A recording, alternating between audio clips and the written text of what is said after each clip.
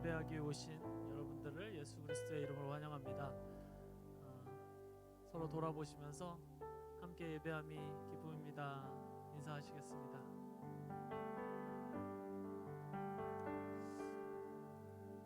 벌써 12월 첫째 주 첫 예배가 시작이 됩니다. 12월이 되다 보니 분주하기도 하고 들뜨기도 하는 마음들이 있는데요. 그 마음들이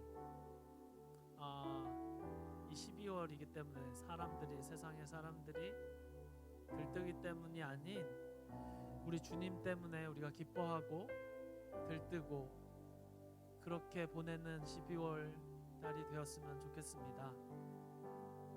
세상에 기쁨들이 많고 즐거움들이 많지만 그것보다 더 큰 기쁨은 우리 주님이 이 땅 가운데 오신 사건일 것입니다. 그것이 우리의 소망이고 그것이 우리의 찬양의 이유 됩니다. 그 찬양의 이유 되신 그 주님을 함께 찬양하시겠습니다. 이 땅 위에 오신 하나님의 본체 십자가에 달리사 우리 죄 사하셨네. 하나님이 그를 지극히 높여 모든 이름 위에 뛰어난 이름을 주사 예수 이름 앞에 절하고 모든 입이 지르시네. 영광 중에 오실 줄을 보리라. 선포해 왕께 만세 왕께 만세. 존귀와 위엄을 찬양해. 왕의 왕께 만세. 주 예수 하나님. 우린 고대 안에 주님 오실 그날 다시 사신 왕의 영광 이 땅을 거치네. 사단의 권세는 주 앞에 무너져 생명과 진리의 질권세 가장 높도다매. 예수 이름 앞에 절하고 모든 입이 지르시네.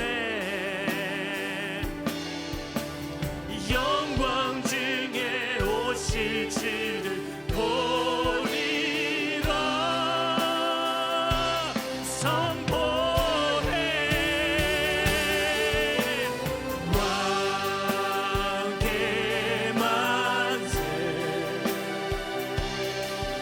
존귀와 위엄을 찬양해. 왕의 왕께 만세. 주 예수 하나. 왕께 만세 왕께 만세. 존귀와 위엄을 찬양해. 왕의 왕께 만세. 주 예수 하나님.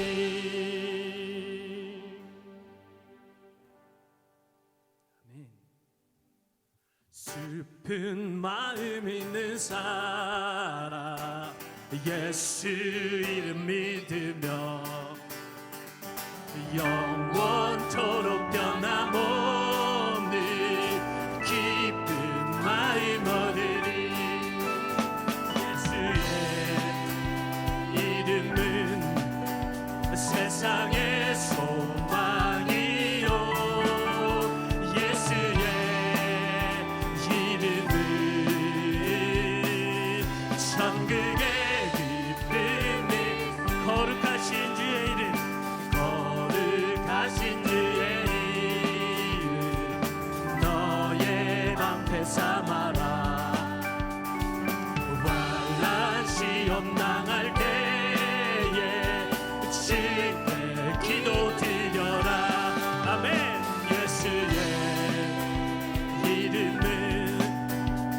세상의 소망이요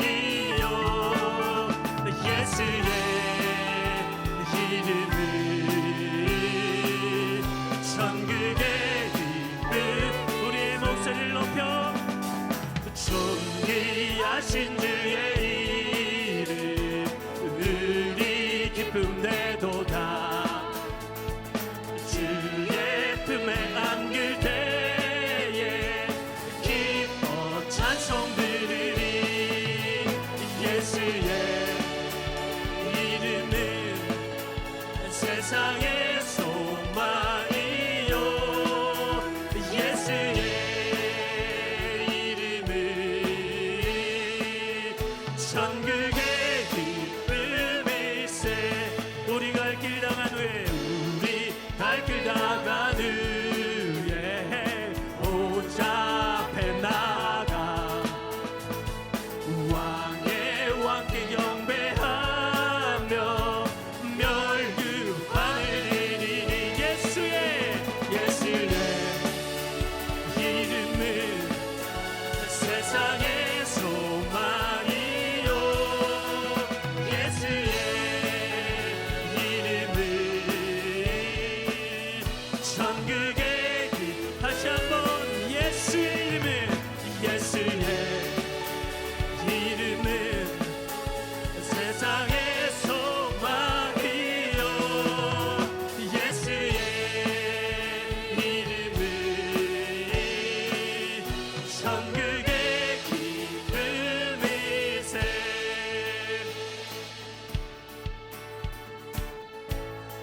우리의 소망 대신 예수 그리스도를 찬양하십시다 예수 열방의 소망 예수 우리의 위로자 주는 이 땅의 영원한 소망 예수 어둠 속의 빛 예수 변함없는 주 주는 이 땅의 빛이 되시네 우리 위해 죽으시고 다시 사신 생명의 주 주님만이 소망이요 변함없는 반석이라 주님만이 온 세상에 비추시네 죽음에서 부활하신 우리 구주 평강의 왕 주를 믿는 모든 자의 소망 되신 주를 믿네 다시 한번 우리의 믿음으로 고백하십시다 예수 열방의 소망 예수 열방의 소망 아멘 예수 우리의 위로자 주는 온 땅의 영원한 소망 예수 어둠 속의 빛 예수 변함없는 진리 주는 온 땅의 빛이 되시네 우리 위에 죽으시고 다시 사신 생명의 주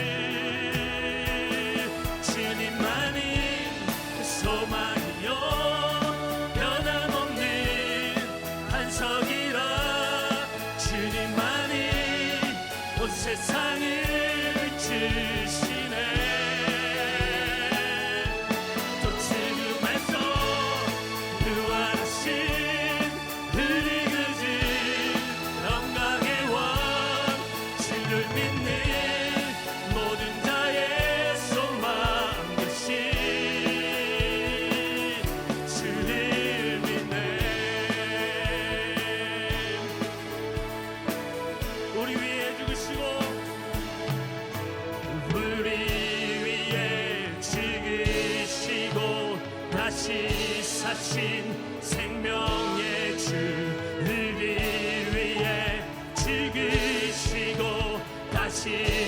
주신 생명의 집 주님만이 소망이요 변함없는 안석이라 주님만이 온 세상을 비추시네 죽음에서 부활하신 우리 구주 평강의 왕 주를 믿는 모든 자의 소망 되신 주를 믿네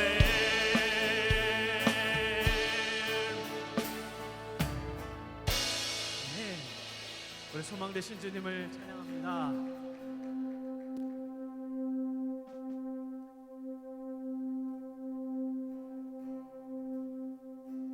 빛나는 왕의 왕 영광의 주님 온 땅 기뻐하라 온 땅 기뻐하라 광채의 옷 입고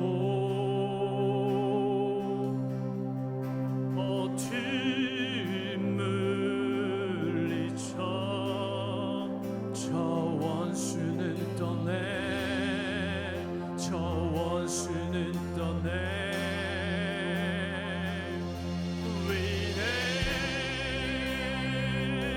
위대하신 주 찬양의 위대하신 주 모두 알게 되리라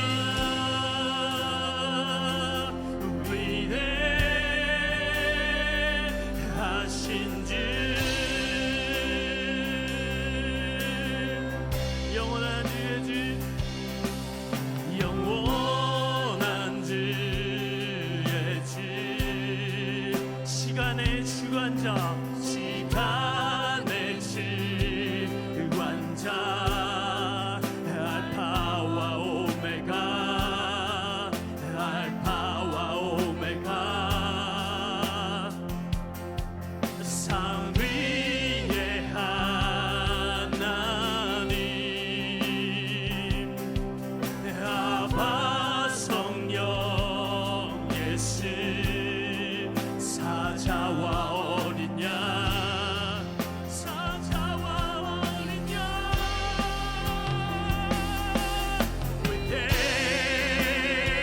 위대하신 주 찬양의 위대하신 주 모두 알게 되리라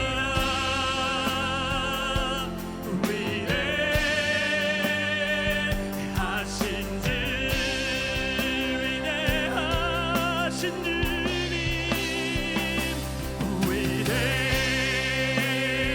위대하신 주 찬양의 위대하신 주 모두 알게 되리라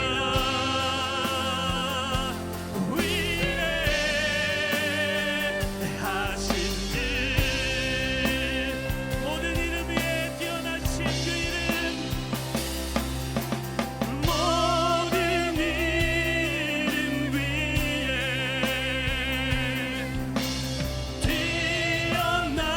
뛰어나신 이름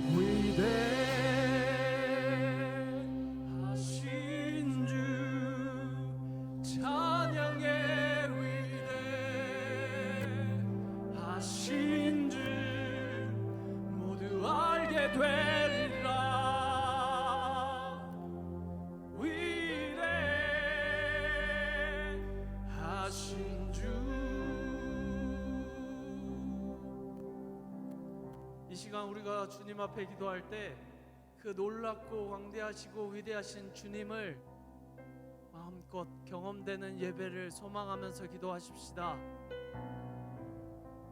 이 땅 가운데 인간의 몸으로 오신 그분이 우리의 소망 되심을 고백하시면서 그 소망 되신 주님이 이 예배를 통해서 우리 가운데 마음껏 경험되기를 소망하시면서 함께 한 목소리로 기도하시겠습니다. 함께 기도드리십시다. 기도하시겠습니다.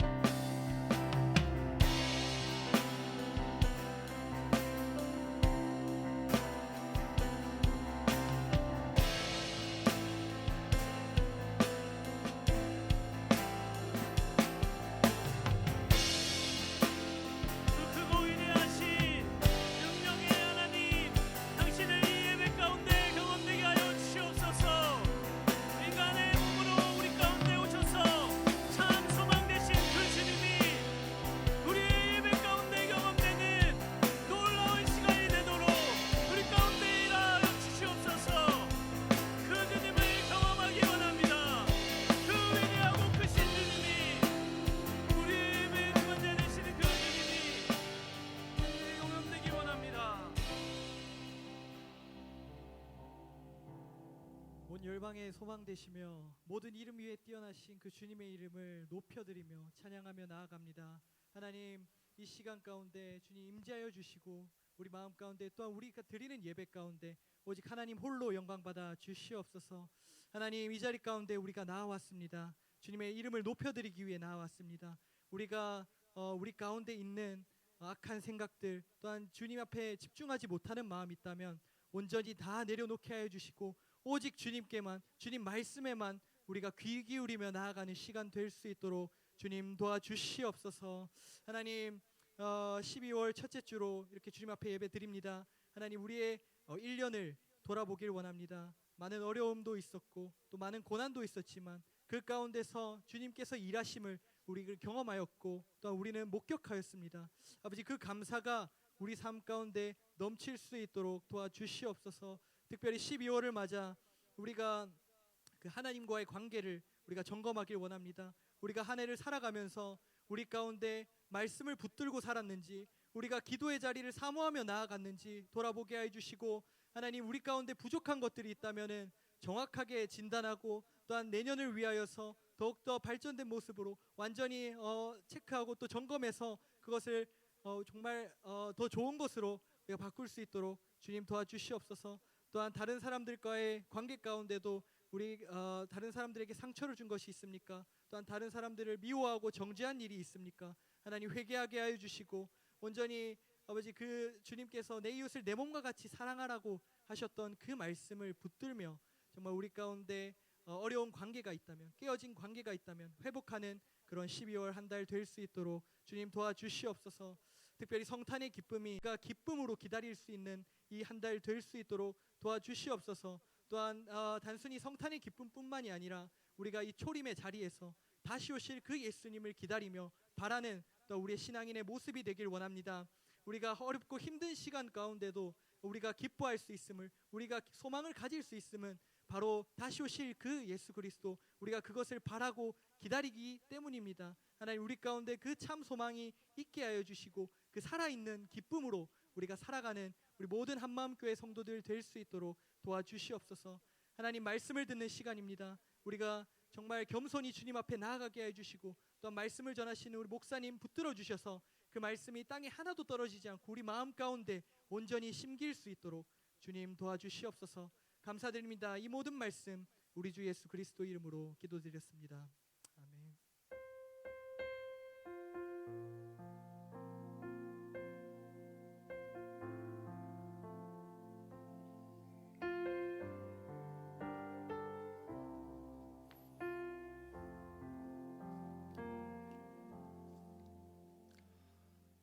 오늘도 귀한 예배 자리에 나오신 모든 분들 환영합니다. 우리 전후좌우 돌아보며 인사 나눌까요? 반갑습니다. 사랑합니다. 섬기겠습니다. 네, 있습니다.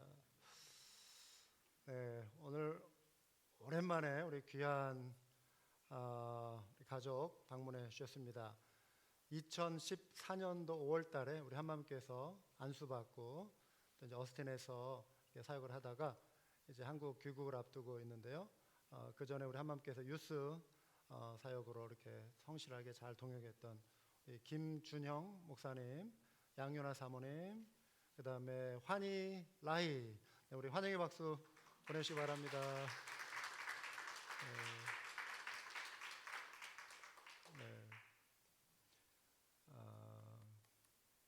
환희의 비밀을 얘기를 여기서 할까 말까. 제 방에 들어와가지고 어릴 때 뭐해 이랬던 친구예요. 나갈 때는 갈게 하고 나가서 이렇게 많이 컸습니다. 네. 제 방에 자유롭게 들어오는 그 꼬마 원조 뭐 1호 그 시기입니다. 우리 안에. 감사합니다. 2022년 요람 사진 교회 가족 요람 사진 촬영 중에 있습니다. 우리 박성원 목사님 이렇게 문의해 주시고 또 안내 받으시기 바랍니다.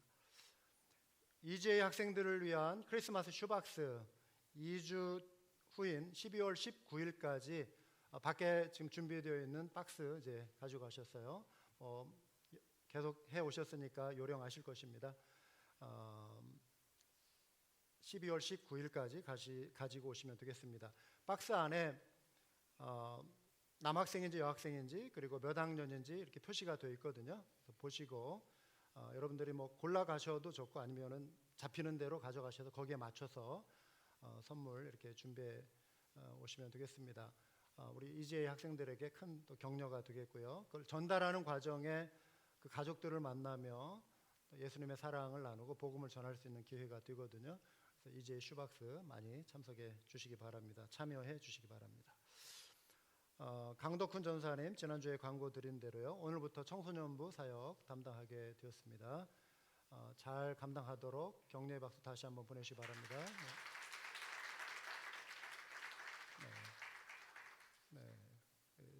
지난주까지 한선여 사모님 피아노 메인 반주 사역 잘 감당해 주셨고 오늘부터 조혜림 사모님 감당하게 됐습니다. 격려의 박수 한번 보내시기 바랍니다.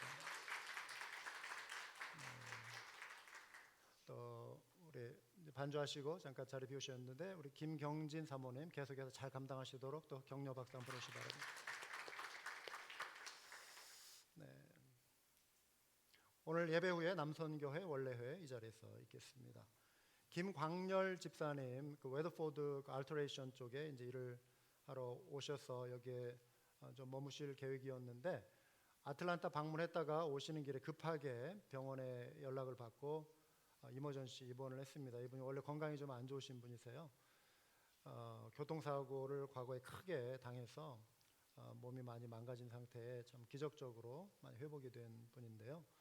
또 몸에 이제 암으로 이전에 투병하셨고 이제 많이 좋아하셨지만 여전히 좀 어려운 가운데 있었는데 좀 상황이 어렵게 돼서 포토스 이쪽으로 다시 내려오는 계획을 취소하고 아마 아틀란타에 지금 머물러 있어야 하는 상황에 있습니다.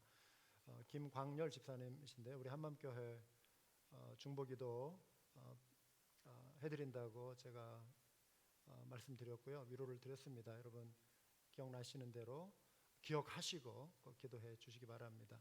김광렬 집사님이십니다. 12월 19일 2주 후인데요. 이날 성탄 기념 감사 예배는 2부 통합 예배로 드리겠습니다. 그 주 수요 예배는 없고요. 금요일이 성탄 2부인데 그날 혹시 이제 개인적인 계획이나 가족 간에 뭐 여행이나 계획이 있으신 분들은 그대로 진행하시되 이 안에 머물러 계신 분들 함께 모여서 같이 또 성탄을 기념하기 원하시는 분들 우리 4시 30분에 우리 교회에서 모여가지고 뭐 간단하게 그냥 팔러 음식 이렇게 하나씩 가져와서 나눠 먹고 또 예배 드리고 그리고 또 즐거운 또 2부 행사도 가질 계획이 있습니다. 그래서 그날 되면 왠지 누구 좀 만나고 싶은 그런 마음 있잖아요. 함께 어울리고 싶고 성탄을 홀로 보내고 싶지 않다 이런 마음 있잖아요. 그래서 이곳에 계신 우리 성도님들 함께 오셔서 같이 또 참여하시면 더 풍성한 또 성탄의 기쁨을 나눌 수 있을 것 같습니다. 12월 24일 오후 4시 30분입니다. 송구영신 예배 12월 31일 있고요. 그 주 29일 날 수요 예배는 없습니다. 올려드린 예물 위해서 이 시간 기도하겠습니다. 하나님 감사합니다. 우리 주님 이 시간 예배의 중심 되시고 아버지께서 영광 받으시는 귀한 예배로 저희를 불러주셔서 감사합니다. 겸손히 예배자로 섭니다. 허락하신 놀라운 은혜를 또 기억합니다. 매 순간마다 베푸신 은혜, 함께 하시고 동행하시는 은혜를 기억하고 감사할 수 있는 이 모든 환경들 허락해 주신 것 감사합니다. 은혜의 감사함으로 이 시간 주 앞에 예물 올려드립니다. 주님 영광 위하여 사용하여 주시옵소서. 어려운 가운데 있는 지체들이 있습니다. 찾아가 주시고 어루만져 주시고 마음으로 또 육체로 힘들어하는 주의 자녀들 백성들 기억하시며 주님의 치유의 능력 은총으로 함께하여 주시어서 하나님 모두 다 정말 고침받고 강건함을 회복할 수 있는 은혜를 허락하여 주시옵소서. 하나님 이 시간 예배 가운데 함께하실 우리 주님을 저희가 기대하고 감사드리오며 예수 그리스도의 이름으로 기도드리옵나이다. 아멘. 요한복음 20장 26절에서 31절까지 말씀 보시겠습니다. 요한복음 20장 26절에서 31절까지 우리 한 목소리로 같이 읽겠습니다. 여드레를 지나서 제자들이 다시 집 안에 있을 때에 도마도 함께 있고 문들이 닫혔는데 예수께서 오사 가운데 서서 이르시되 너희에게 평강이 있을지어다 하시고 도마에게 이르시되 내 손가락을 이리 내밀어 내 손을 보고 내 손을 내밀어 내 옆구리에 넣어보라. 그리하여 믿음 없는 자가 되지 말고 믿는 자가 되라. 도마가 대답하여 이르되 나의 주님이시여 나의 하나님이시니이다. 예수께서 이르시되 너는 나를 본고로 믿느냐? 보지 못하고 믿는 자들은 복되도다 하시니라. 예수께서 제자들 앞에서 이 책에 기록되지 아니한 다른 표적도 많이 행하셨으나 오직 이것을 기록함은 너희로 예수께서 하나님의 아들 그리스도이심을 믿게 하려 하며 또 너희로 믿고 그 이름을 힘입어 생명을 얻게 하려 함이니라. 아멘. 여러분 자신의 능력을 얼마나 믿으십니까? 여러분의 건강, 여러분의 기억력, 여러분의 판단력, 언젠가 약해질 때가 찾아오죠. 젊은 시절에 이렇지 않았는데 왜 요즘 내가 이렇지 싶은 순간을 종종 맞이하실 것입니다. 방금 들었던 이름인데 몇 분 지나서 잊어버리고 미안한 마음으로 이름이 뭐였죠? 다시 물어보게 되는 그런 경험을 하신 분들이 있을 것입니다. 저의 이야기이기도 합니다. 여러분 어느 자료를 보니까요, 이 기억력이라고 하는 거, 집중력이라고 하는 거, 이 두뇌의 처리 속도와 관련된 것인데요. 20대부터 안타깝게도 서서히 저하되기 시작한다고 합니다. 둔화되기 시작한다고 하는 것이죠.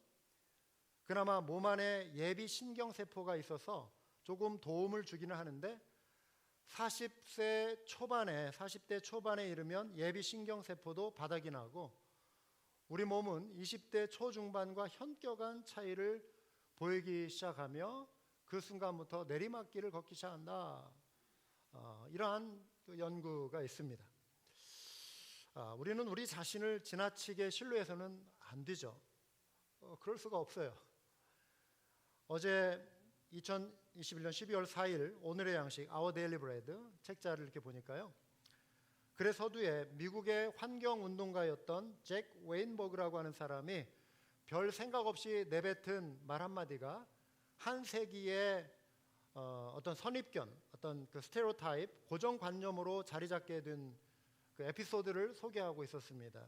이 사람이 굉장히 영향력 있는 사람이어서 그가 던진 말도 굉장히 영향을 주었는데요. 무슨 말을 했냐면 30살이 넘은 사람의 말은 결코 믿지 마라. 이것이었다고 합니다. 그가 이 말을 할 때는 24살이었어요. 자기가 이제 30살이 넘어가고 시간이 지나니까 이게 아닌데 싶었던 모양이죠. 변명 아닌 변명을 했습니다. 머릿속에서 튀어나온 말을 했는데 결국 이것이 완전히 왜곡되고 오해를 불러일으켰다, 이렇게 말을 했습니다. 변화무쌍한 세상을 살고 있죠. 무엇을 의지하며 살아야 할지, 우리의 신뢰를 저버리지 않을 것은 무엇인가 우리가 그것을 기대하며 생각하죠. 흔들리지 않는 믿음을 주는 것은 무엇일까? 중국의 진시 황제가 차지르였던 불로초였을까요? 존재하지도 않죠. 테슬라 머스크 회장이 모은 재산이 최고의 행복을 보장하나요? 그 정도의 재산이면 영생의 수단이 될까요? 그렇지 않습니다. 제가 말씀드리려고 하는 주제의 결론을 미리 말씀드립니다. 유한한 생명을 가진 우리에게 무한한 생명을 약속하시는 하나님이 계시다라고 하는 것, 영생은 유일하신 참 하나님과 그의 보내신 자 예수 그리스도를 아는 데서 온다라고 하는 것, 제한된 능력이 전능하신 이의 능력에 연결될 때만 우리 인생은 비로소 참된 평안을 발견하고 안전하고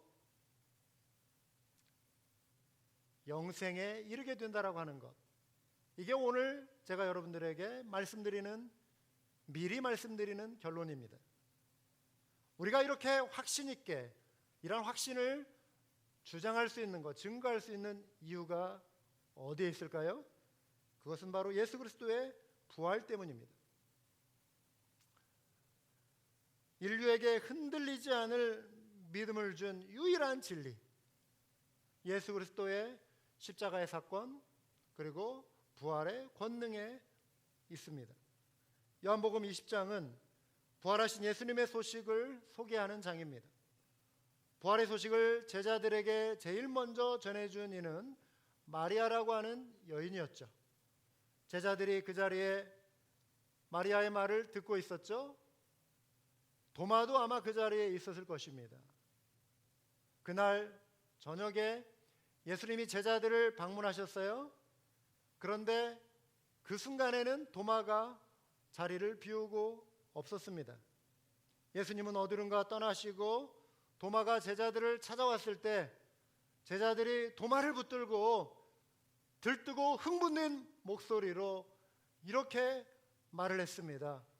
토마스, 도마야, 우리가 부활하신 예수님을 만났어. 부활하신 예수님이 방금 다녀가셨어.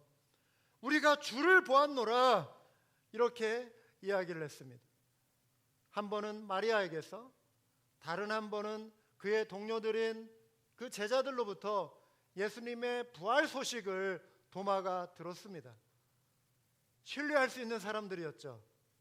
그런데 도마의 반응은 무척 냉소적이었습니다. 내가 그의 손에 못자국을 보며 내 손가락을 그 못자국에 넣으며 내 손을 그 옆구리에 넣어보지 않고는 믿지 아니하겠노라 하니라. 이 구절로 인해 도마는 또 하나의 별명을 얻게 되었죠. 도마가 평상시에 가지고 있던 별명은 디두모라고 하는, 헬라어로는 쌍둥이라고 하는 뜻을 가진 단어, 디두모라고 하는 별명을 가지고 있었습니다. 도마를 부를 때 사람들이 도마야 부르지 않고 때때로 쌍둥이야, 쌍둥이야 이렇게 불렀죠. 또 다른 별명이 생겼습니다. 의심하는 자, 회의론 자, 후대의 사람들이 붙여준 별명입니다. 그런데 도마에게만 이 별명을 붙인다면 도마는 무척 억울할 것 같아요. 왜 그럴까요? 다른 제자들도 의심의 전력이 있었거든요. 누가복음 24장을 보시면은 예수님의 부활을 제자들이 처음에 모두 믿지 않았습니다. 11절에 사도들은 그들의 말이 허탄한 듯이 들려 믿지 아니하나 이렇게 반응했습니다. 누가복음의 그들이라고 하는 그 복수의 그 사람들은 여성들입니다. 요한복음에서는 마리아 혼자 무덤에 있었던 것처럼 비춰지지만 다른 각도에서 다른 사람의 증언으로 볼 때는 다른 여인들이 함께 또 그 자리에 있었습니다. 상호 보완적입니다. 모순이 아니라 복음서는 4개의 각도에서 입체적으로 종합적으로 보여주는 것입니다. 서로 모순되지 않습니다. 강조하는 것을 주로 하기 때문에 마리아만 요한복음에서는 강조했고요. 누가복음에서는 여러 여인들이 부활하신 예수님을 만나고 돌아와 제자들에게 이 소식을 전했는데 그들의 말을 헛소리로 여겼다. 허탄한 듯 여겼다. 엠마오로 가는 두 제자도 믿음 없음으로 인해 예수님께 책망을 들었습니다. 엠마오의 그 제자들이 눈이 열려 예수님을 알아보고 즉시로 다른 제자들에게 찾아가서 이 사실을 알렸습니다. 예수님이 뒤따라오셨죠. 제자들에게 나타나셨습니다. 그들의 믿음 없음을 예수님이 또 책망하셨죠. 어찌하여 두려워하며 어찌하여 마음에 의심이 일어나느냐. 그 말씀 후에 손과 발을 내밀어 보여주셨습니다. 제자들도 의심했습니다. 그러나 여러분, 예수님의 부활 사건은 역사적인 사실이죠. 그렇죠? 그런데 이 시대에 많은 사람들이 처음 도마가 반응했던 것처럼 부활을 의심합니다. 학교에서 과학을 배웁니다. 이전에는 과학이 발달하기 전까지는 자연계 현상을 사람들이 보며 신비해하고 때로 두려워했습니다. 원시 종교가 형성될 당시에 하늘에서 천둥 소리가 들리고 번개가 내리칠 때 과학적인 현상을 알지 못하는 사람들은 저 구름 너머에 어떠한 거대한 신적인 존재가 있어서 번개를 내리친다, 이렇게 이해를 했겠죠. 두려워 떨었습니다. 그래서 저 보이지 않지만 뭔가 강력한 힘을 보인 신에게 우리가 잘 보여야지, 번개 맞아 죽지 않으려면 신에게 잘 보여야지 하면서 어떤 원시적인 종교 형태가 형성이 됐죠. 과학이 발달하고 이러한 현상들을 과학적으로 이해하면서 자연의 신비적인 현상들에 대한 그런 것도 많이 풀리게 되고요. 보이지 않는 현상보다는 보이는 것만 믿으려고 하는 합리적인 과학주의적인 사고가 사람들의 마음을 지배하며 종교의 영역을 사적인 것으로만 취급하고요. 공적인 영역에서 기독교 신앙을 밀어내기 시작했죠. 성경을 불필요하다고 생각하는 사람들이 늘어나기 시작했습니다. 무엇보다도 성경에 기록된 초자연적인 기적을 꾸며낸 이야기 혹은 신화로 취급하는 이들이 늘어나기 시작했습니다. 심지어 교회에 다니는 사람들 중에도 성경을 온전히 믿지 않는 분들이 있습니다. 이 자리에 그런 분들이 없길 바라겠지만요, 교회에 다니는 이유는 내가 성경을 다 믿어서 다니는 것이 아니라 단지 여러 종교 중에서 나하고 좀 취향이 비슷해서, 우리 가족의 문화와 좀 비슷해서, 아니면 가족의 평화를 위해서 내가 교회 생활을 하는 것이다. 사람들을 만나는 것이 좋아서, 때로 내 마음에 찬양을 부를 때 가끔씩 평안이 오니까 평안을 얻기 위해서 나는 교회 생활을 하는 것이다. 이런 분들에게 교회는 문화입니다. 기독교는 종교일 따름이죠. 그들 나름대로 이렇게 항변할 수도 있겠죠. 믿고는 싶은데 믿음이 안 생기는 걸 난들 어떡하란 말입니까? 저는 중고등학교 때 국어 과목을 좋아했습니다. 국어 선생님이 자주 강조하신 것 가운데 이런 게 있었죠. 주제를 정확하게 파악해라. 핵심을 파악해라. 여러분, 요한복음을 우리가 1월부터 지금까지 1년 동안 살펴보고 있습니다. 다음 주 정도는 목사님 요한복음 언제까지 설교할 거예요? 여러분 이제 이미 감을 잡으셨죠. 요한복음 20장까지 왔고요. 이제 연말도 되고 했으니 이제 어느 정도 마무리를 하려고 합니다. 요한복음을 여러분들이 1년 동안 설교를 들으셨는데 요한복음의 주제가 무엇입니까? 우리가 그 주제 하나 분명히 붙들고 가야 하지 않겠습니까? 1년 동안 설교 들으셨는데 그 주제와 상관없이, 아직까지 그 믿음과 상관없이 이 자리에 앉아 계셨다면 오늘은 정말 놓치지 마시고 요한복음의 주제 붙들고 가시기 바랍니다. 믿음으로 마음에 새기고 가시기 바랍니다.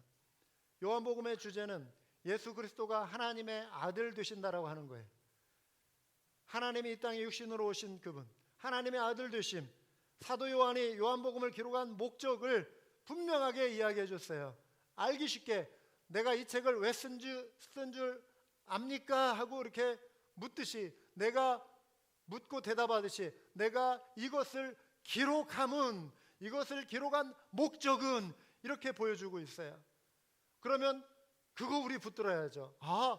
사도 요한이 요한복음 전체를 통해서 이거 우리에게 말하기 위해서 1장부터 그 많은 사건과 이야기들을 소개하고 있구나. 요한복음을 우리가 말씀을 듣고 그 다음에 읽는 자들이 믿는 자가 되고 그 믿음을 통해 영원한 생명을 누리라. 이게 요한복음을 기록한 목적이에요. 그 목적을 위해서 방법이 나와야 하잖아요. 목적을 이루려면 요한이 선택한 방법은 예수님이 행하신 기적, 많은 기적들 중에 예수님이 하신 말씀, 많은 말씀 중에 특별히 선택해서 선별해가지고 요한복음을 기록한 거예요. 하신 말씀, 행하신 일을 다 소개하려면 이 땅에 그거 적은 책 기록하기에도 이 땅이 부족하다. 이렇게 과장법이죠. 그것은 그만큼 많다. 그런데 이 요한복음 안의 내용, 이것을 선별해서 기록한 목적은 너희로 예수께서 하나님의 아들 되심과 그 이름을 믿고 생명을 얻게 하려 함이라. 이게 20장 30절과 31절이에요. 우리 같이 한번 읽어보겠습니다. 예수께서 제자들 앞에서 이 책에 기록되지 아니한 다른 표적도 많이 행하셨으나 오직 이것을 기록함은 너희로 예수께서 하나님의 아들 그리스도이심을 믿게 하려 함이요 또 너희로 믿고 그 이름을 힘입어 생명을 얻게 하려 함이니라. 이게 요한복음의 가장 중요한 핵심 구절이에요. 요한복음 20장 30절과 31절입니다. 창세기부터 요한계시록까지 66권, 각 권은 각 권마다 저자가 의도한 목적이 있어요. 핵심 주제가 있습니다. 성경 전체도 핵심 주제가 있습니다. 신앙생활을 잘 하려면 우리가 이 주제를 잘 파악해야 돼요. 이 핵심을 잘 이해해야 합니다. 그리고 다른 거 말고 그 핵심 붙들고 신앙생활 해야 돼요. 그러면 믿음이 성장해요. 핵심에서 놓치니까 믿음이 자라지 않는 거예요. 여러분, 그 주제를 잘 붙들어야 돼요. 코끼리를 한 번도 못 본 사람이 있다고 합시다. 여러분, 이 자리에 그런 분들 없죠? 코끼리를 태어나서 한 번도 못 본 사람이 코끼리를 알 수 있는 방법은 코끼리를 보면 되는 거예요. 그런데 어떤 사람이 한번 상상해 보라고, 추측해 보라고 하면서 눈 가리개로 아니면 수건으로 그 사람의 눈을 가리고 코끼리 앞으로 끌고 가서 코끼리의 다리를 이렇게 만져보게 했어요. 그러니까 눈을 가린 사람이 코끼리는 이것이군요. 코끼리는 긴 나무처럼, 통나무처럼 이렇게 생겼습니다. 이번에는 부들부들한 코끼리의 이 코를 만지겠어요. 코끼리가 이렇게 생겼군요. 꼬리, 귀, 이 부분적인 이런 거 만져가지고 코끼리로 알 수가 없는 것이죠. 눈을 뜨고 코끼리가 어떻게 생겼는지를 알아야 하는 것이죠. 보아야 하는 것이죠. 성경에 우리가 눈을 열고 성경이 말씀하는 그 핵심을 붙들 때 성경이 우리에게 주고자 하는 그 구원의 은총, 그 본질을 우리가 발견할 수 있게 되는 것입니다. 사랑하는 여러분, 여러분은 예수님이 하나님의 아들 되심을 믿으십니까? 모두가 믿으실 수 있길 바라요. 그 믿음이 영원한 생명을 주심을 확신하십니까? 아멘. 하나님의 자녀 되신 것, 여러분, 우리 확신 가지고 살아야 돼요. 그런데 이 믿음의 단계에 이르도록 사도 요한이 지금 마지막으로 여러 가지 이야기들을, 사건들을 추려서 요한복음에 기록하고 있는데, 이 결론을 맺기 전에 마지막으로 소개하고 있는 사건이 오늘 우리가 나눌 도마의 이야기예요. 그런데 이 마지막 이야기는 뭔가 이 확신 있는 사람의 막 신앙 고백으로, 물론 뒷부분에 그게 나오긴 하지만 뭔가 그런 스토리로만 채워진 것을 소개하면 좋을 텐데, 왜 하필이면 의심하는, 예수님의 부활을 의심하는 그 제자의 이야기를 실은 것일까요?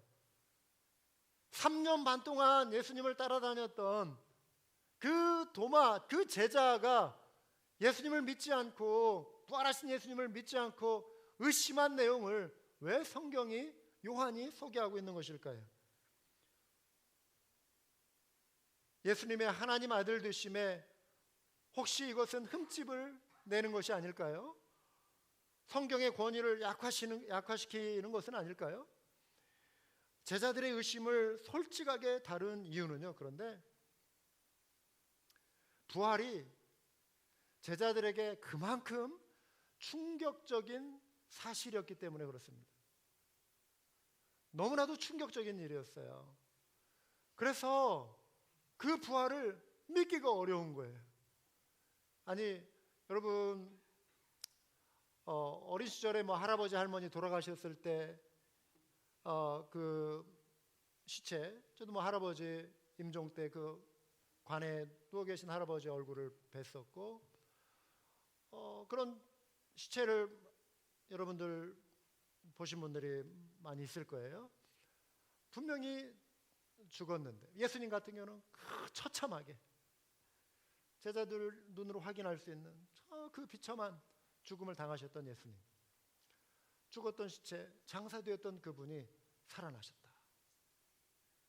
너무나 충격적인 것이죠. 그래서 도마의 의심은 부활의 사실성에 흠집을 내는 것이 아니라 오히려 부활의 사실성을 강화시켜 줍니다.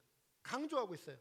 도무지 믿기 어려운 일이 일어났기 때문에 이것을 정직하게 지금 그 의심하는 내용조차 다루고 있는 것입니다. 도마의 이야기는 이 시대에 수많은 회유론자들, 의심하는 사람들의 모습을 잘 대변해 줍니다. 저와 여러분이 한때 도마였어요.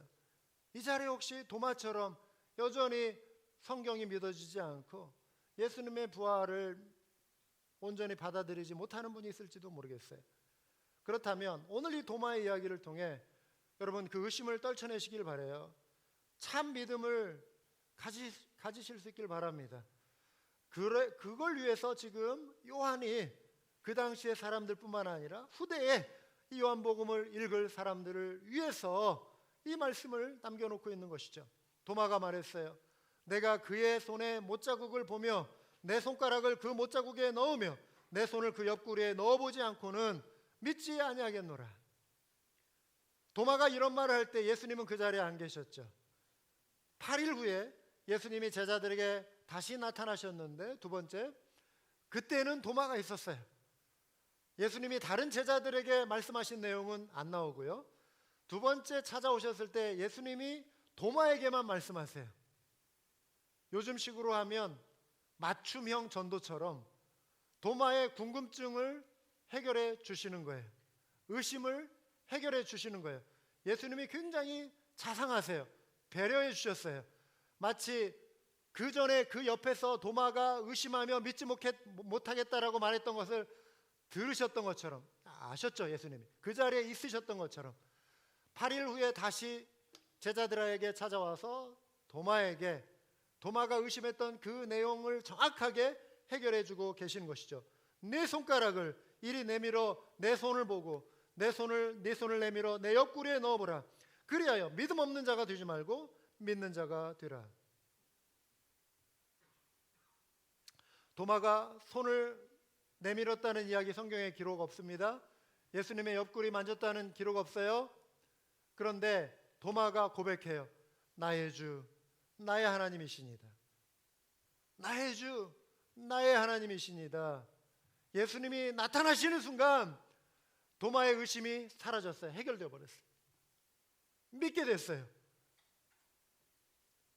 예수님이 도마에게 믿음 없는 자가 되지 말고 믿는 자가 되라 말씀하시는 순간 위대한 신앙 고백을 도마가 하게 되는 거예요. 요한복음이 드러내고자 했던 거, 서두에 태초에 말씀이 계시니라, 이 말씀이 하나님과 함께 계셨으니 이 말씀이 곧 하나님이시라, 말씀이 육신이 되어 우리 가운데 거하심에 우리가 그 영광을 보니 독생자의 영광이요 은혜와 진리가 충만하더라. 말씀이셨던 그분, 하나님이셨던 그분이 육신을 입고 오신 요한복음이 처음부터 드러내고자 했던 주제는 예수님이 하나님이셨다라고 하는 것, 하나님의 아들이시라고 하는 삼위일체 하나님의 제2위격 되시는 성자 하나님 되심을 드러내시는 거예요. 도마의 의심의 과정을 통해 요한복음의 핵심 주제를 요한이 드러내고 있는 거예요. 나의 주, 나의 하나님이십니다. 도마는 그래도 예수님을 보았기 때문에 믿을 수 있지 않았습니까?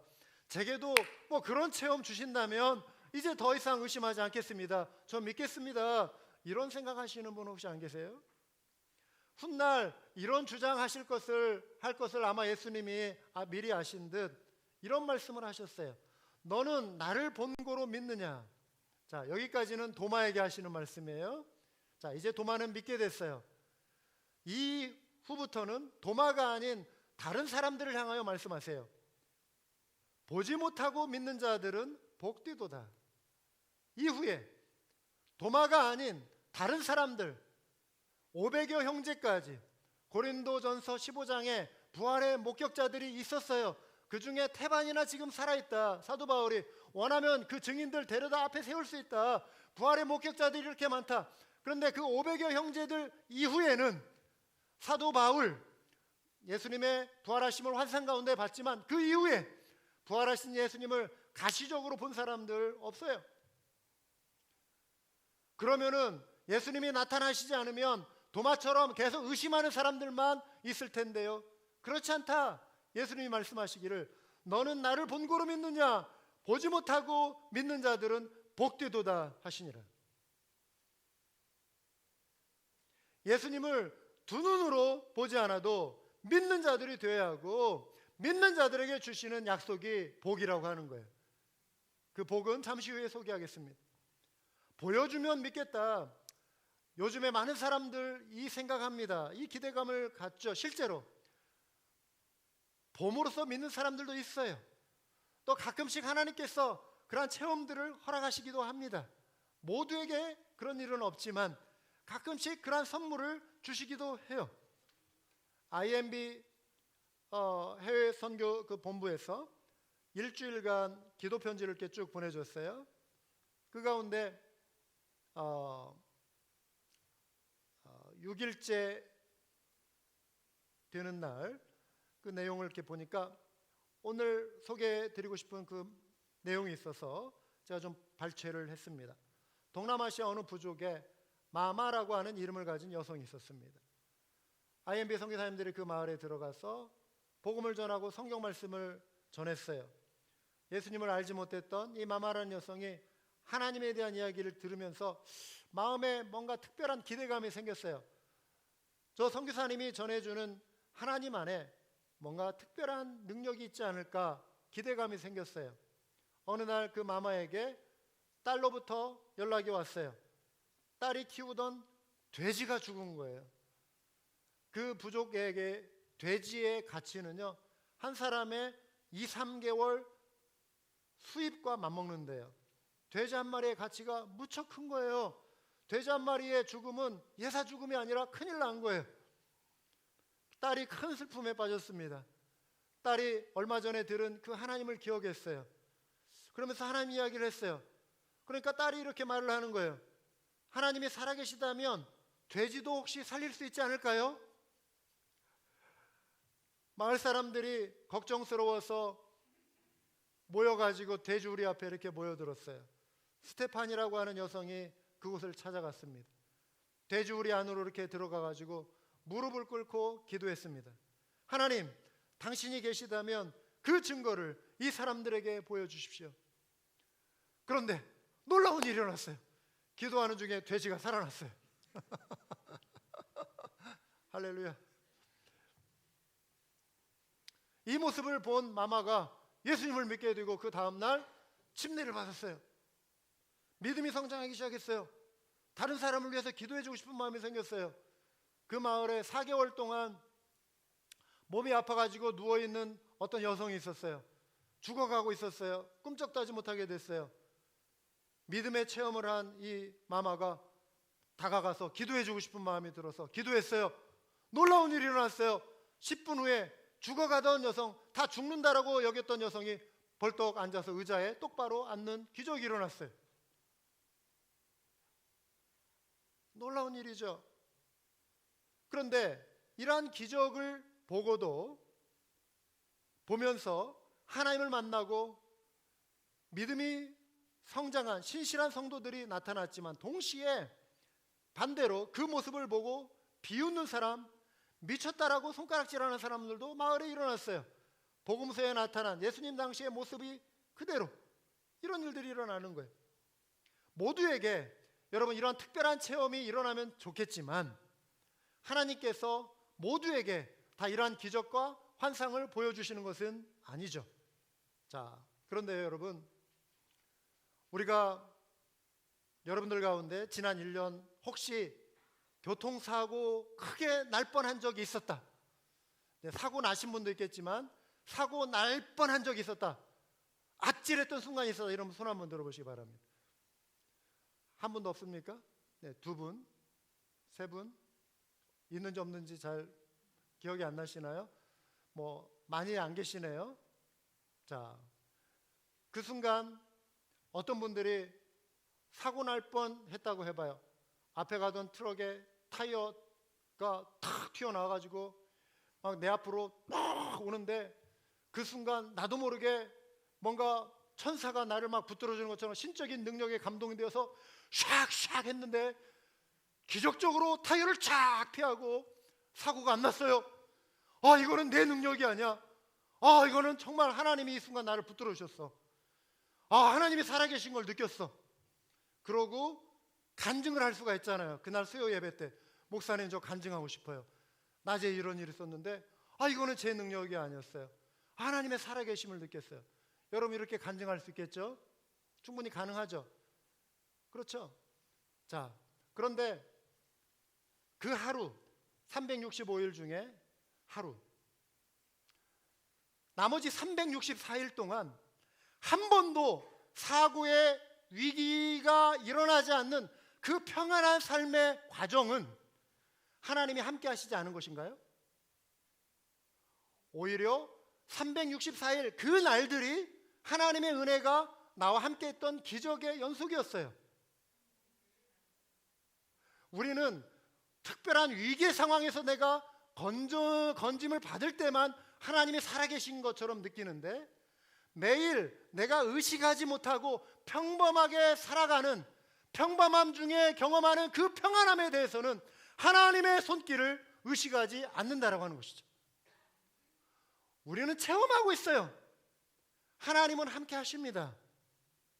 따라서 해볼까요? 평범함이 기적입니다. 코비드 기간에 이 평범함이 일상의 평범함이 얼마나 은혜였는가 우리 느꼈잖아요. 제임스 보이스 목사님이 이런 말을 했어요. 체험이 믿음에 영향을 주는 것이 아니라 믿음이 체험에 의미를 준다. 좀 어려운 말일 수 있겠죠. 다른 말로 말씀드리면요, 체험을 하면 믿음이 생기는 것 같지만 뭐 그럴 수도 있어요. 그런데 대부분 다 그렇게 체험만 있으면 내가 그냥 믿음이 생기고 하나님 잘 믿을 것 같지만 그 전에 믿음이 있어야 체험을 해도 그 체험이 무슨 의미인가를 깨닫게 된다 이거예요. 체험을 해도 체험하는 순간만 하나님이 살아계신 것 같은데 그리고 딱 잊어버리는 분들 너무 많아요. 하나님이 그 놀라운 은혜 주시고 죽어가던 사람 살려주시고 다급한 상황에 위기 건져주셨는데 그 순간에는 몇 주 교회 나오세요. 그런데 어느 순간 멀어져 있어요. 언제 이분이 예수님을 믿었는가?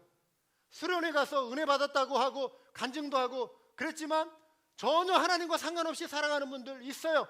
체험하면 다 예수님 잘 믿을 것 같지만 그렇지 않다라고 하는 거예요. 너무 체험 여러분 기대하지 마세요. 그냥 체험하지 않아도 내 일상이 하나님의 기적 가운데 있다라고 하는 거예요. 여러분, 그리고 우리는 눈을 뜨고 우리 일상을 관찰하시면서 하나님의 손길을 의식하실 수 있길 바라요. 눈을 뜨고 말씀을 펴서 말씀이 나에게 주고자 하는 그 주제를 붙잡으실 수 있길 바라요. 20세기 초반에 유명한 세계적인 석학 세 분의 이야기를 소개하기 원합니다. Show me God, 하나님을 내게 보이소서라고 하는 책 1장에 소개된 내용이에요. 1917년이라고 하는 이 숫자가 이 세 사람에게 공통된 횟수예요. 여러분 잘 아시는 과학자 알버트 아인슈타인, 상대성 이론 들어보셨죠? 이 당시까지 천문학자들은 우주 전체는 정지 우주론이라고 하는 Static Universe Theory, 우주는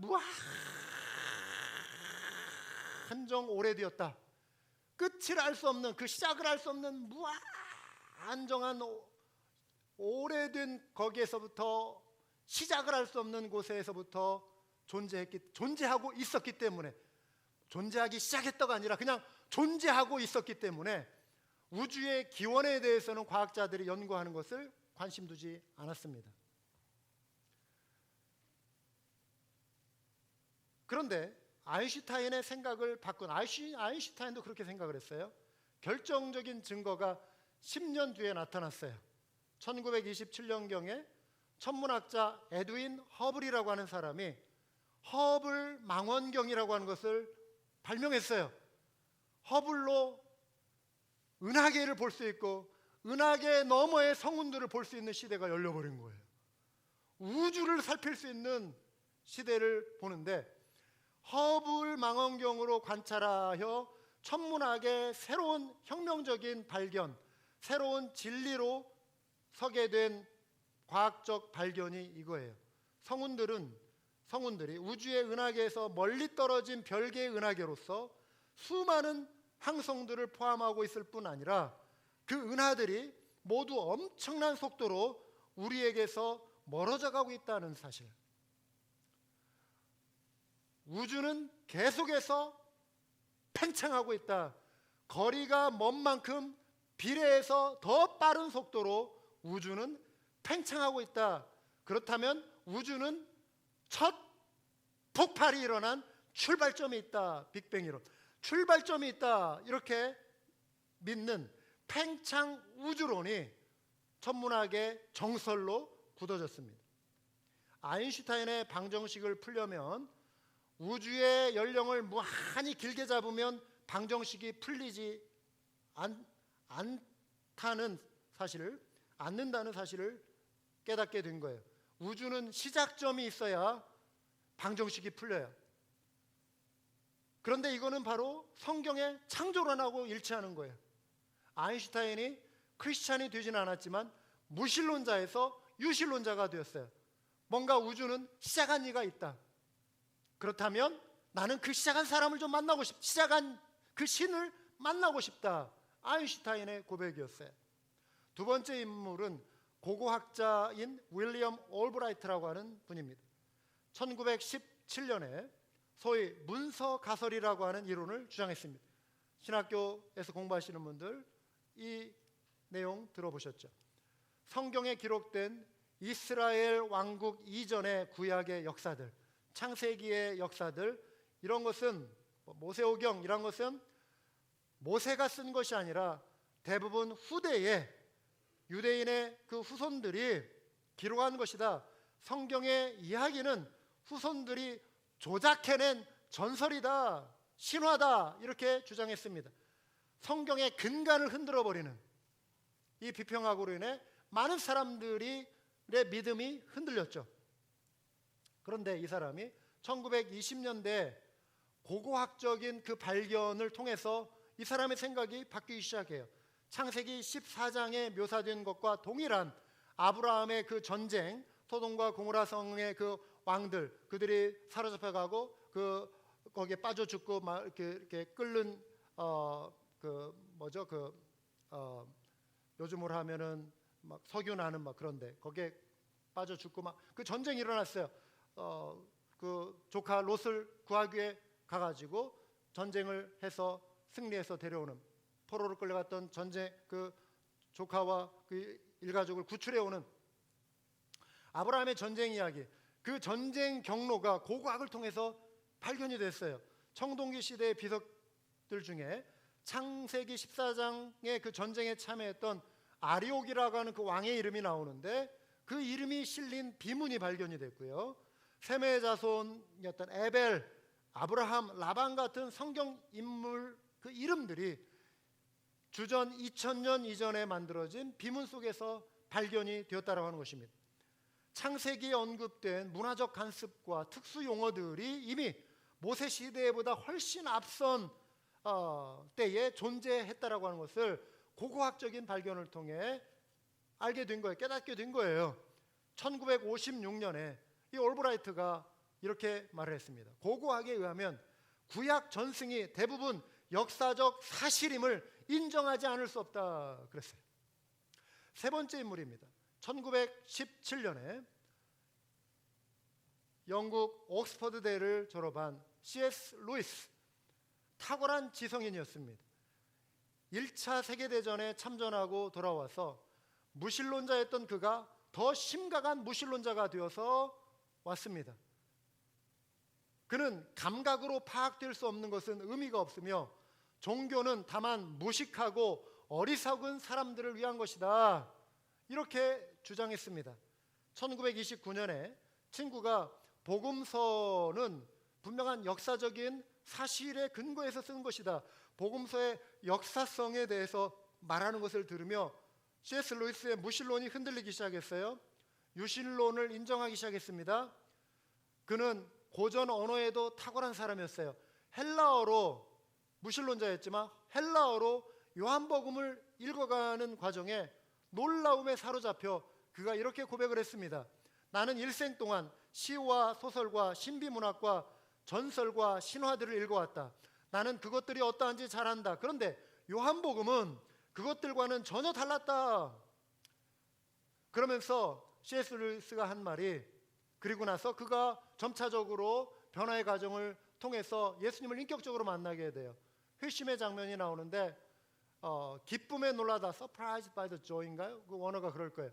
동물원에 자전거를 타고 집에서 출발하는 과정에서 동물원에 도착했을 때 나는 그리스도인이 되어 있었다. 이런 표현을 해요. 회심의 놀라운 과정이 자연스럽게 일어났어요. 그 점차적인 그런 과정을 통해 이 지성인, 철저히 무신론자였던 그가 예수님을 인격적으로 만나게 돼요. 그러면서 그가 한 말이 이거예요. 그것은 마치 오랜 잠을 자고 난 어떤 사람이 아직 침대에 누워 가만히 있으면서 이제는 잠이 깨었구나 라고 깨닫는 것과 같았다.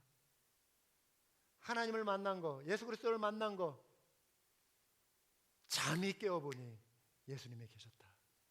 하나님이 살아계심을 믿게 되었다. 도마의 이야기가 주는 교훈은 이것입니다. 믿는 자가 되라는 것이에요.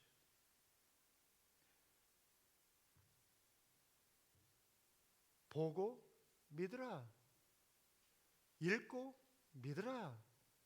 듣고 믿으라. 이것입니다. 예수님이 믿음 없는 자가 되지 말고 믿는 자가 되라 말씀하셨죠. C.S. 루이스가 믿음에 대해서 정의했어요. 당신의 기분이 아무리 변하더라도 당신의 이성이 일단 받아들였던 바를 굳게 잡는 기술이다. 굳게 잡는 기술이다. 받아들인 그것을 굳게 잡는 기술이다. 감정이 변한다고 해서 어제는 믿어지는 것 같은데 오늘은 날이 좀 흐리고 꿀꿀하니 믿음이 없어지는 것 같아요. 이게 아니라는 거예요. 받아들인 것을 견고히 붙잡는 기술이다. 저와 여러분이 이 믿음을 가질 수 있도록 사도 요한이 요한복음을 기록한 것입니다. 우리는 기록된 말씀을 통해 믿음을 가질 수 있습니다. 사도 요한이 오직 이것을 기록함은 이렇게 말한 이유가 있어요. 뭘까요? 따라서 해볼까요? 이 말씀으로 충분하다. 이 말씀으로 충분하다는 거예요. 그래서 이것을 기록함은 이렇게 표현한 거예요. 믿고 생명을 얻게 하려 함이라. 여기에서 안 되면 안 되는 거예요, 여러분. 그런데 제대로 읽으면 돼요. 이 주제를 제대로 만나면 돼요. 믿음이 와요. 갈망하면 와요. 살아계신 하나님 믿을 수 있습니다. 그 믿음의 은혜가 한 분도 예외 없이 이 자리에 임한 줄 믿습니다. 임하시길 원합니다. 믿고 돌아가시길 바래요. 여러분, 읽고 믿으시기 바래요. 듣고 믿으시기 바래요. 믿는 자에게 주시는, 그런데 가장 놀라운 약속이 있어요. 오늘의 중요한 포인트이자 결론입니다. 그건 영생을 누리는 거예요. 영생. 여러분, 이거는 너무나도 가치로운 거예요. 영원한 생명, 너무나도 귀한 거예요, 여러분. 여러분, 잠시 잠깐 이 땅에서 누리는 복, 영원한 복 아니에요. 여러분 좀 행복하게 해주는 거 영원하지 않아요. 이 유한한 인생. 여러분, 그런데 이 영생의 가치, 이 생명의 가치 절대 과소평가하지 마시기 바랍니다. 땅의 가치를 절대화해서 마치 그것이 전부인 것처럼, 그거 누리다가 그냥 모든 것이 끝나는 것처럼, 있을 때 그거 실컷 누리다가 그것으로 그냥 끝나고 내 생각 지워지고 내 존재는 사라지고 아무것도 아닌 것이 되어버리는 무의 세계로 돌아가 버리는, 그거 아니라고 하는 거예요. 그래서 나는 그거에 목숨 걸어야겠다. 여러분, 이건 어리석은 것입니다. 이미 믿음을 가진 여러분, 오늘 다시금 이 믿음으로 얻은 영원한 생명의 가치를 새로운 마음으로 귀하게 좀 여기고 되새기고 돌아가실 수 있기를 바랍니다. 그것은 영생의 가치로, 이제 우리가 이 짧은 세상을 영생의 가치로 바라보기 시작하는 거예요. 우리가 그 관점을 갖기 시작하는 거예요. 그 시선을 갖기 시작하는 거예요. 땅의 것을 여러분 절대화하지 마시기 바랍니다.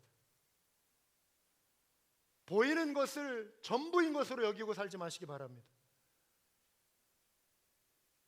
땅의 것에 너무 집착하지 마시고요. 너무 경쟁하지 마시고요. 너무 불안해하지 마시고요. 불평하지 마시고요. 너무 그것 때문에 안달하지 마시기 바랍니다. 왜요? 영생은 너무나도 좋은 것이기 때문에 그래요. 너무 좋은 거예요. 너무도 크고 너무도 놀라운 것을 소유한 사람은 작은 것에 연연해 하지 않습니다.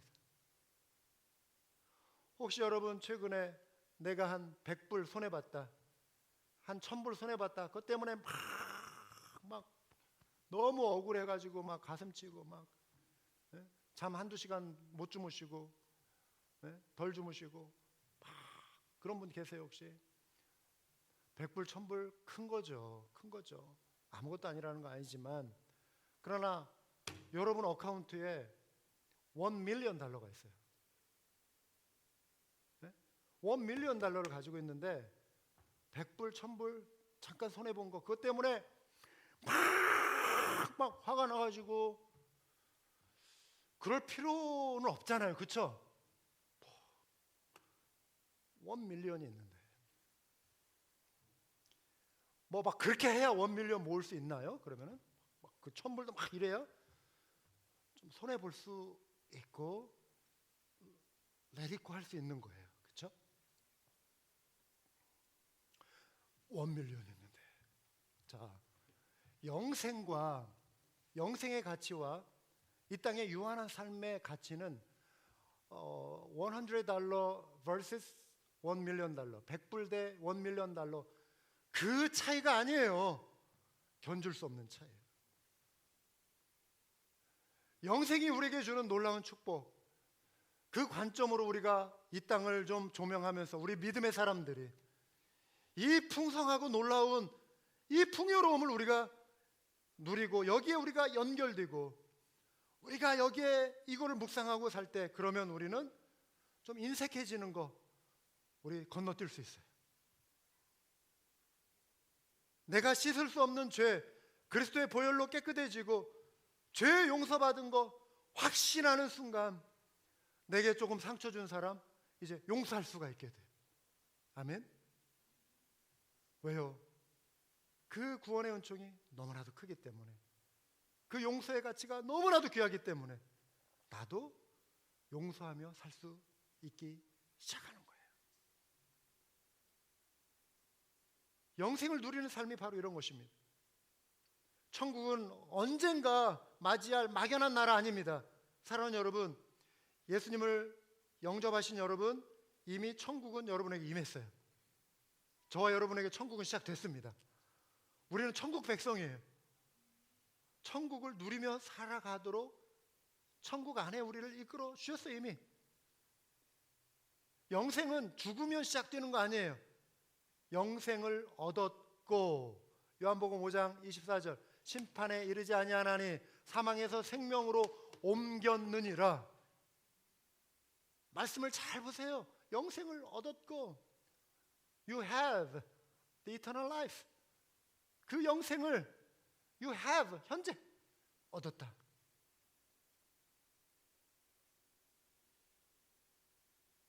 영생은 시작됐습니다. 그런데요, 삶의 죽음과 경계선은 우리 가까이에 있어요. 누구에나 불현듯 찾아와요. 월요일날 아침인가요? 새벽에 카톡 메시지가 왔는데, 플로리다에 사는 40대 목사님 한 분이 주일 예배 마치고 나서 심장마비로 돌아가셨어요. 아직 딸은 초등학교 5살인지 뭐 초등학교 5살이라고 하는 것 같아요. 딸 하나.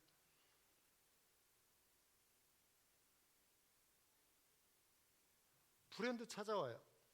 주일날 설교하고 다음 주 설교 준비했을 것이고 미리 마음으로 성탄절 예배 준비하셨을 거예요. 예측할 수 없어요. 죽음은 불현듯 찾아와요. 누구에게나.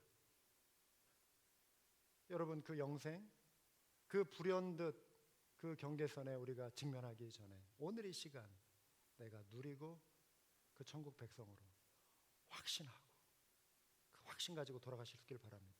그래서 언제든 주님 맞이할 각오로 영생을 기대하고 기뻐하고 감사하고 소망하며 살아가는 모든 분들 다 되시길 주님의 이름으로 축원합니다.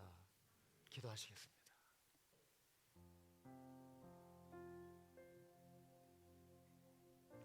영생의 가치로 이 삶을 이제 조명하며 그 영원한 생명의 그 기쁨 누리며 살겠습니다. 다짐하고 결단하고 오늘 말씀 기억하며 통성으로 기도하시겠습니다. 하나님 아버지,